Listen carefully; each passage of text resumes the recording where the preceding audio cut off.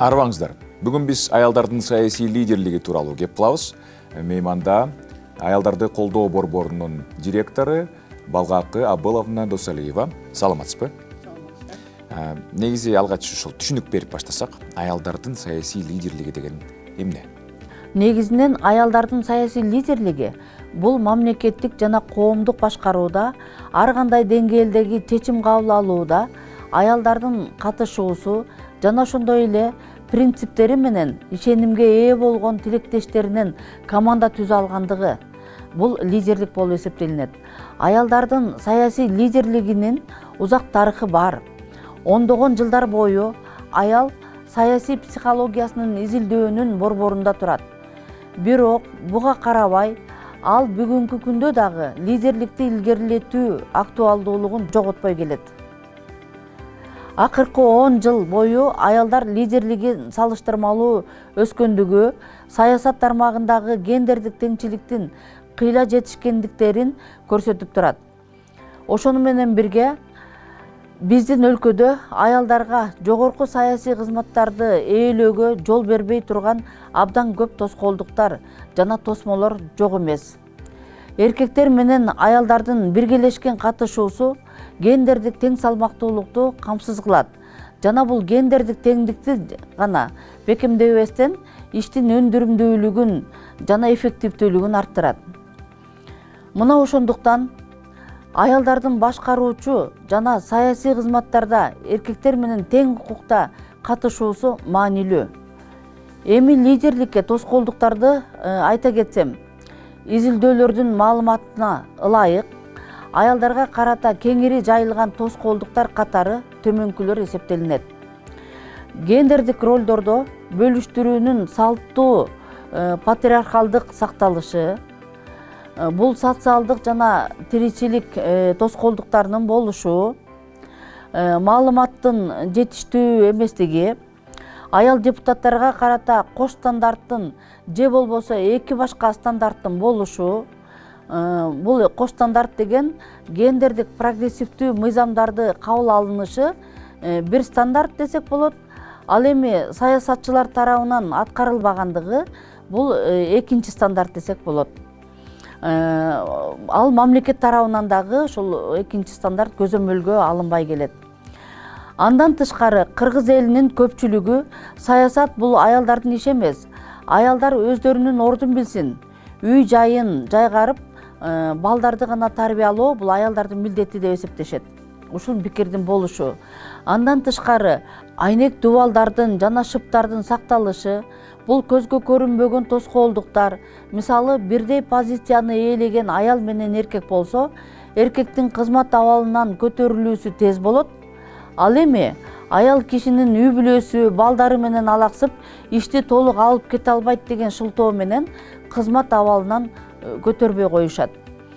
Кыргыз элинин менталитети аялдардын саясатка келүүсүнө абдан катуу талаптарды коюшат. Шайлоо учурунда тууганчылык, трайбализм, кландашуу, куда сөөк сыяктуу мамилелер эркектерди гана колдошот. Аялдарга ал келин, ал биздин айылдын кызы эмес, биздин уруунун кызы эмес деп ага ишенүүгө болбойт. Ал аял да деген ар түрдүү көрүнүштөр кезигип келет. Аялдардын саясий лидерлигинин ишке ашпаган себептерин атап өттүңүз. Илгерилетүү боюнча сиздин кандай сунуштарыңыз бар? Илгерилетүү боюнча бизде мыйзамдар бар. Эл аралык милдеттенмелерибиз дагы бар. Бул тең укуктуулукту жана тең мүмкүнчүлүктү колдогон мыйзамдар. Ал эми тең мүмкүнчүлүктү колдоо боюнча мыйзамдардын иштөө механизмдери жана мамлекеттик программалар болсо деп ойлойм. Башка өлкөлөрдө аялдардын лидерлигин колдоо боюнча каржылоо практикасы бар. Бизде да ошондой мамлекет тарабынан каржылоо болсо жакшы болот эле да. Качан гана ошол бийлик тараптан паритет 50-50% эркектер жана аялдардын катышуусу болгон учурда бизде Кыргызстанда өнүгүү болот деген ишеним бар. Ал эми Кыргызстанда аялдардын анча-мынча лидерлигин эл аралык уюмдар тарабынан колдоого алынып, аялдардын активдүүлүгүнүн жылышы бар. Бул боюнча Кыргызстанда Аялдардын кыймылы деген уюмдардан, эксперттерден турган бейформал топ бар. Ошолордун аракети күч аялдардын лидерлигин илгерилетүү боюнча. Ошол аялдардын кыймылы деген бейформал топ кандай ийгиликтерге жетишти? Мисалы, 2010 жылы жаңы конституцияны иштеп чыгып жаткан учурда комиссия мүчөлөрү тарабынан светтик деген сөздү конституциядан алып салуу сунушу түшкөн.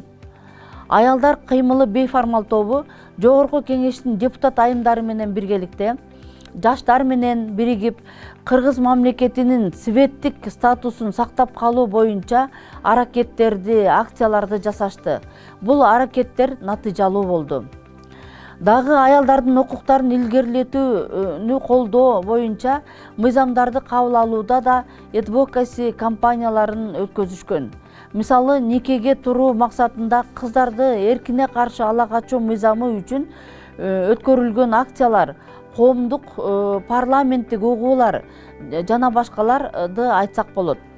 Бул көрүнүш дагы аялдардын саясий деңгээлде өсүшүнө тоскоолдук болоорун жакшы билесиздер.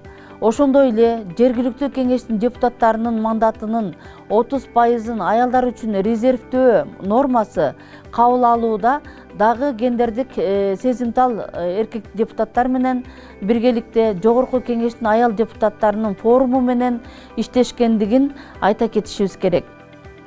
Дагы үй-бүлөлүк зомбулуктан сактоо жана коргоо жөнүндө мыйзам боюнча жана башка гендердик саясаттарды илгерилетүү жаатындагы бир топ ийгиликтер бар. Чоң рахмат, маанилүү маңыздуу маегиңиз үчүн дагы бир ыраазычылык билдиребиз. Бизде мейманда аялдарды коргоо борборунун директору Балгакы Абыловна Досалиева болду.